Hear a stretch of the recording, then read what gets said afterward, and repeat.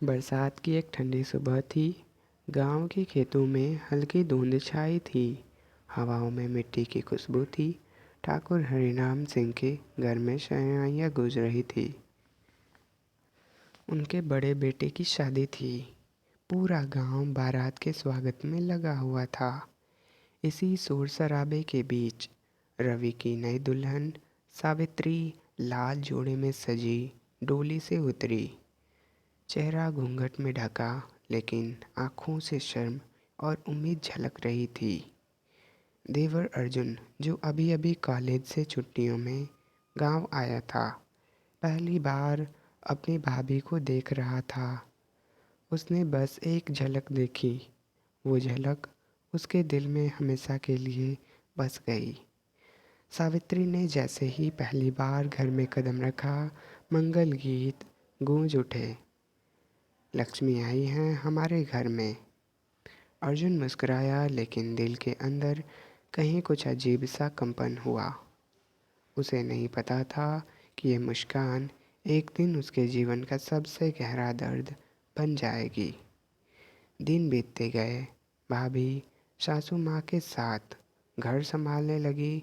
सब उन्हें बहुत पसंद करते थे। अर्जुन अक्सर खेत से लौटकर चाय पीने भाभी के पास चला जाता। सावित्री भी उसे छोटे भाई की तरह स्नेह देती। एक दिन जब अर्जुन की उंगली कट गई, सावित्री ने तुरंत उसके हाथ पर हल्दी लगाई। सावधान रहो अर्जुन, तुम तो बच्चे जैसे हो, उसने कहा। अर्जुन मुस्कुराया।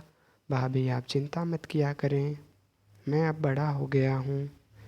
भाभी ने उसकी बात पर बस मुस्कुराकर सिर झुका लिया, लेकिन उस मुस्कान में जाने क्यों कुछ गहराई थी।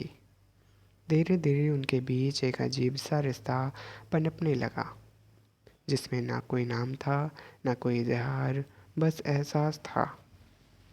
शाम के वक्त अक्सर सावित्री आंगन में तुलसी को जल चढ़ाने आती।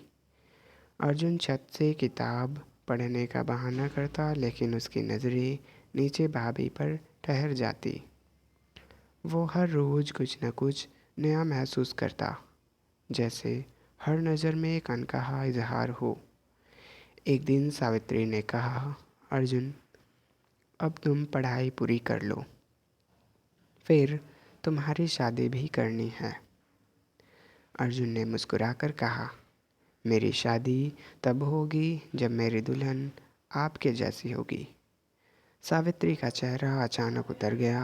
बोली, ऐसी बातें मत किया करो अर्जुन, भाभी हूँ तुम्हारी।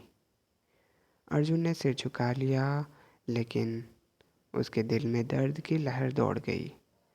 रवि अक्सर शहर के काम से बाहर रहता। सावित्री दिन भर और खेत संभालती, रात को अकेली सोती। अर्जुन ऐसे में अर्जुन का साया उसके लिए सुकून बन गया। कभी चाय बना देता, कभी खाना परोस देता। एक रात बिजली चली गई। सावित्री दिए की रोशनी में बैठी कपड़े सिल रही थी। अर्जुन आया और बोला, भाभी, बाहर बहुत अंधेरा है, डर नहीं लगता? सावित्री ने मुस्कुराकर कहा, जब घर में तुम जैसे भाई हो तो डर कैसा। लेकिन उसी क्षण उनकी आंखें मिली और दोनों की सांसें जैसे थम गई। दोनों ने एक दूसरे की आंखों में वो कहा जो जुबान कभी नहीं कह सकी। समय बीतता गया। गांव में बातें होने लगी। अर्जुन तो अपनी भाभी के इर्द गिर्द ही घूमता है। ये बातें सावित्री के कानों तक पहुंची। वो डर गई। समाज की नज़रें बहुत कठोर होती है। उसने खुद को दूर करना शुरू किया। अब अर्जुन से बात भी कम करती, आंखें मिलाने से भी कतराती।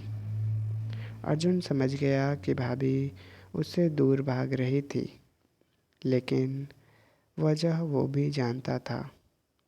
एक दिन उसने कहा, भाभी, मैं गांव छोड़ रहा हूँ, शहर जा रहा हूँ नौकरी के लिए। सावित्री चौंक गई। इतनी जल्दी? हाँ, अब यहाँ मेरा कोई काम नहीं, उसने दर्द भरी नज़र से कहा। भाभी कुछ कहना चाहती थी, लेकिन होठों पर जैसे ताले लग गए। अर्जुन शहर चला गया। वो वहाँ रोज़ भाभी को याद करता, उनके दिए रुमाल को अपने पास रखता। भाभी के लिए भी वो दिन काटना मुश्किल था। हर शाम तुलसी के दिए के सामने उनकी आंखें नम हो जाती। रवि अब भी काम में व्यस्त रहता। घर में सब कुछ था, सास, खेत, पैसा, बस एक सुकून नहीं था। 5 साल बाद अर्जुन गांव लौटा। अब वो पहले जैसा लड़का नहीं रहा। चेहरे पर परिपक्वता थी, पर आंखों में वही पुराना दर्द। भाभी ने उसे देखा तो दिल भर आया, लेकिन खुद को संभाला। कैसे हो अर्जुन? ठीक हूँ भाभी, और आप? हम भी ठीक हैं, उसने कहा, लेकिन उसकी आंखें कह रही थी, कितनी मुश्किल से ठीक हूँ। उस रात अर्जुन छत पर बैठा था, चांद को देखता हुआ। भाभी चुपके से आई। क्यों नहीं सोए अभी तक? अर्जुन बोला, चांद को देख रहा था, जो हर रात आपकी याद दिलाती है। भाभी ने आंखें झुका ली, आंसू गिरे और कहा, अर्जुन, कुछ बातें कभी नहीं करनी चाहिए, वरना रिश्ते टूट जाते हैं। अर्जुन बोला, रिश्ते तो तब टूटते हैं जब वो बने हो। हमारा तो बस एक एहसास था।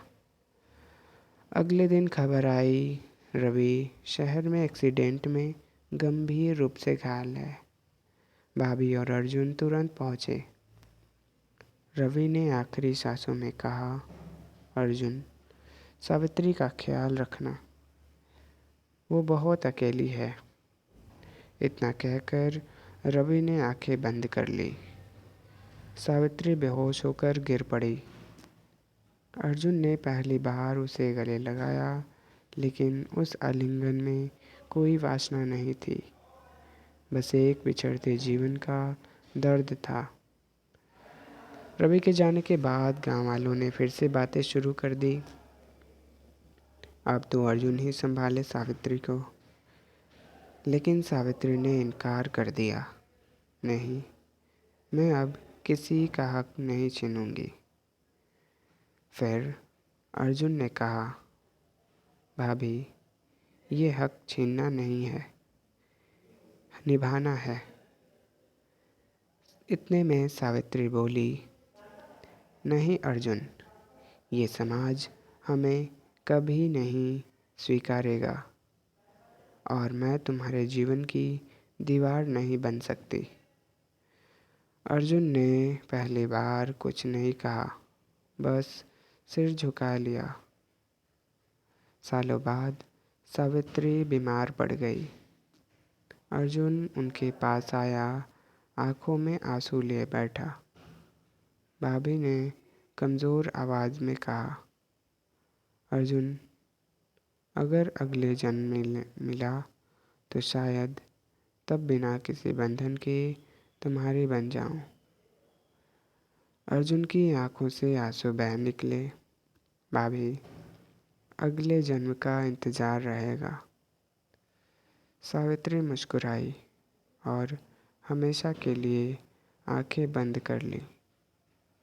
अर्जुन ने उनकी चिता के सामने सिर झुका दिया और धीरे से बोला, आपने मेरा नाम कभी लिया नहीं, पर मैं हर जन्म में आपका अर्जुन बनकर आऊँगा।